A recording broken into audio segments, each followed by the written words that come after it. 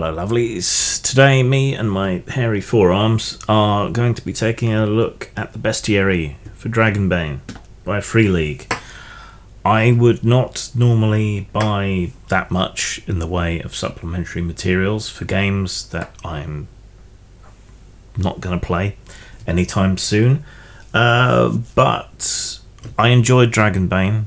I thought it would make a very good starter RPG, but like a lot of starter RPGs, bit lacking in the monster department. So the Bestiary seemed like a good idea. Also, I love the art. The cover is by Iga Kranz, or Ega Kranz, however you pronounce it. The interior illustrations are by David Brasgaller, and they are fantastic and characterful and thoroughly lovely. This cost about £35 here in the UK. It is about 150 pages and it contains about 60 to 65 monsters. So obviously it very much expands on the material that was available in the box set. It's lovely. The pages are matte and nice. They've got parchment paper that you can still read the writing off of, which is nice. The presentation's always a strong suit of Free League, but I think they've done really well here. You have additional character options, so as well as the characters in the original main book, you can play others. So the full list now includes humans, halflings, dwarves, elves, mallards, wolfkin, orcs, ogres, goblins, hobgoblins, frog people, carchions, which are kind of winged demonic cat people, actual cat people, lizard people, and satyrs. Though you could probably fairly easily wangle some of the other more humanoid creatures as well. Each entry is broken down, so you have a quote, some background information from an unreliable narrator, unfortunately, suggestions for random encounters, suggestions for adventure seeds, a little bit of kind of set dressing, and options in combat. Now obviously Dragonbane has its two versions of monsters, the kind that are more like player characters, so they are defined differently, and those that are defined more like forces of nature, where they don't have their individual stats. They don't act in the same way as characters, where they have, semi-random attacks and so on. So rather than rolling for every swing, you roll, let's say you get a 4 when fighting a Medusa. So what does the Medusa do? The Medusa lunges at the opponent she considers the greatest threat. She lifts the victim d6 plus 3 meters into the air before letting go, hoping that they'll be crushed by the fall, because these Medusae have wings, apparently. So, yeah, you've got that interesting split in monsters, so I was kind of curious to see how they expanded on that. You have the additional character options. There's nothing hugely outlandish or individual or hugely quirky in here. It's mostly the kind of standard sort of monsters you might expect to see. Goblins, hobgoblins, orcs, ogres, all of that kind of thing. But the presentation is really nice. The artwork is really nice. The style of the book is really nice. And there are some differences in presentation that make you think a little bit. Compared to just being presented with the bog standard usual sort of thing from other games. I'm trying to find an example. This review is going to be a bit quick because I already recorded one that was about 20 minutes, but it was too much rambling and it didn't record properly, so there you go. Lizard people. We're all used to thinking of lizard people as kind of crocodilian,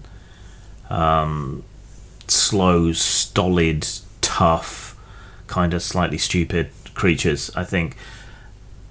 But the illustration here made me think of lizards and lizard people in a slightly different way. Here we have an agile lizard, more like a gecko or a chameleon climbing through the trees, right? So there is no reason why lizard people all need to be cut from the same cloth. There are, after all, many different kinds of lizard in the real world that you could draw inspiration from, and so that seems like an inspiring thing to me.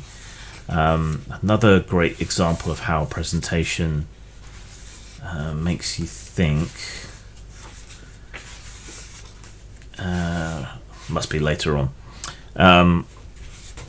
so I'll get to it when I get to it. But yeah, the illustrations alone are probably worth the book, worth getting the book. Yeah, the way in which they present the insectoid monsters is also interesting and quirky. So, like, you might be used to thinking of Formians or whatever from D&D, but yeah, here we have an ant person with little pet beetles on a leash. You know, that's a cool, nice, kind of cute idea. And it's definitely a humanoid ant, but it's still very anti, right? So the difference seems to have been split in an interesting way when it comes to illustrating these. Like, this is a humanoid beetle, but we've all met guys who look like that, right? And yet it's still very much a beetle and very much not human.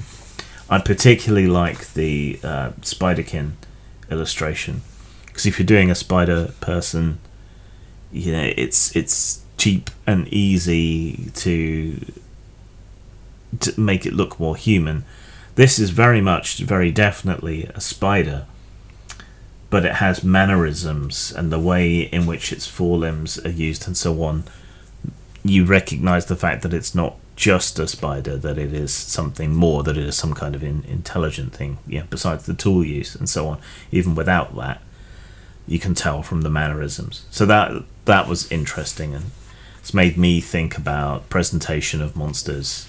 Obviously not art-wise, because I don't do the art, but in terms of how we think about monsters and how they act and so on. Of course, being a Nordic game, trolls are given a bit more attention than they might normally. I think only Iron Kingdoms also gives a huge amount of attention to trolls, and then that's their own special brand of trolls. But like much of the rest of the book, this draws heavily on mythology.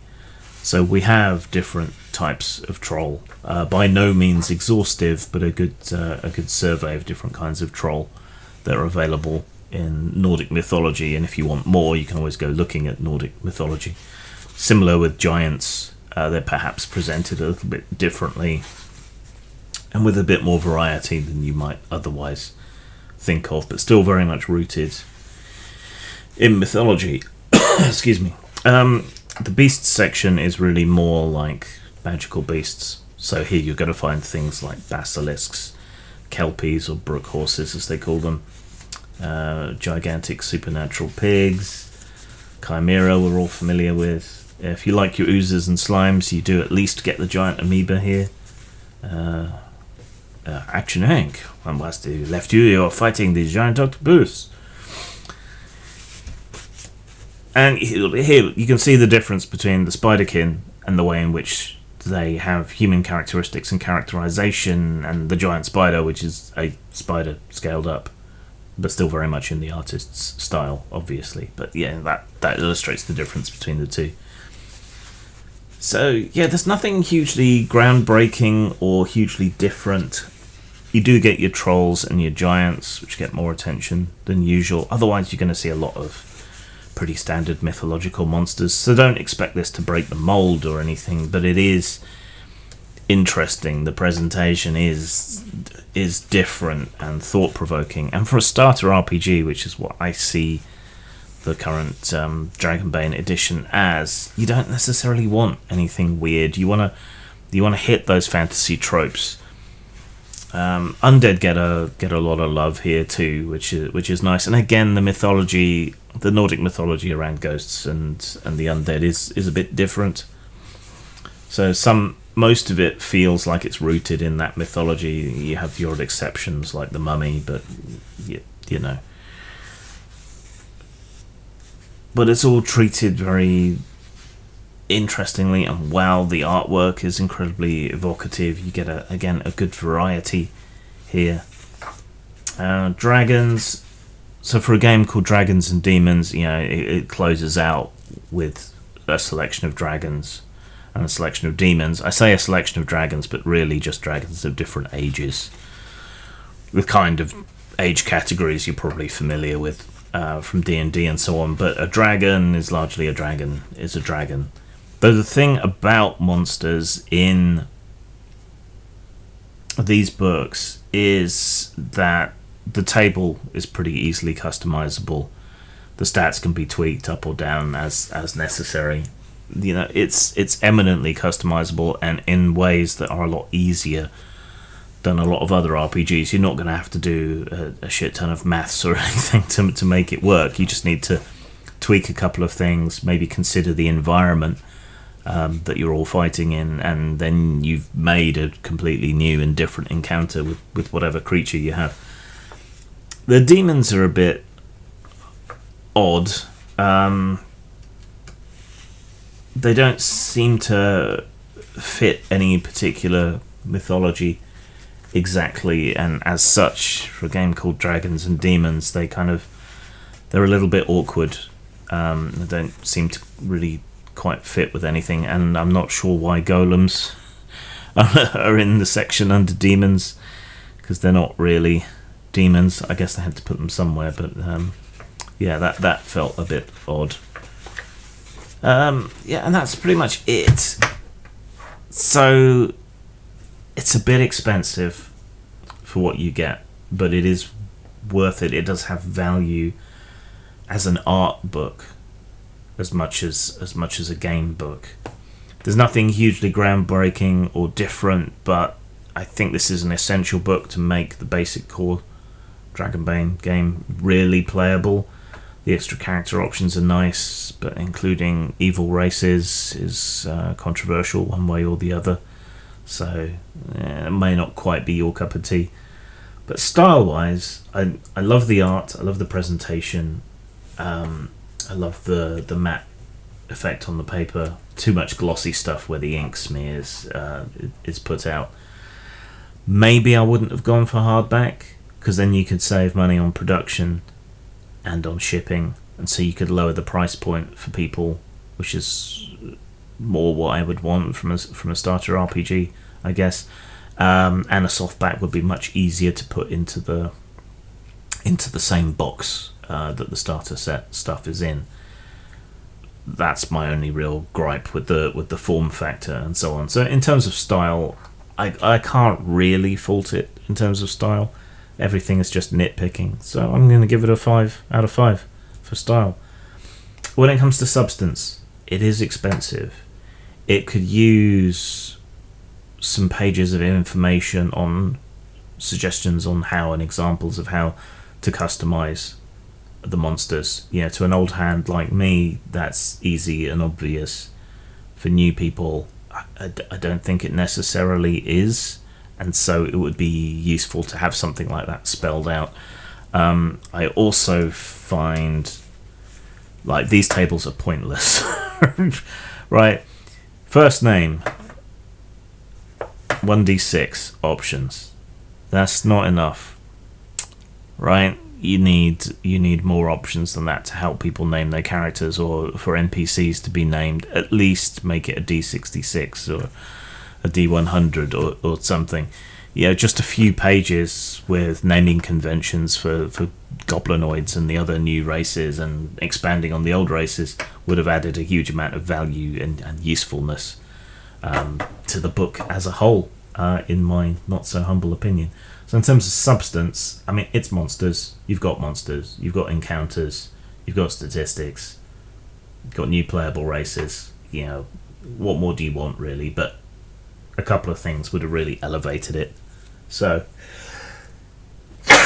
excuse me, I am not editing that out.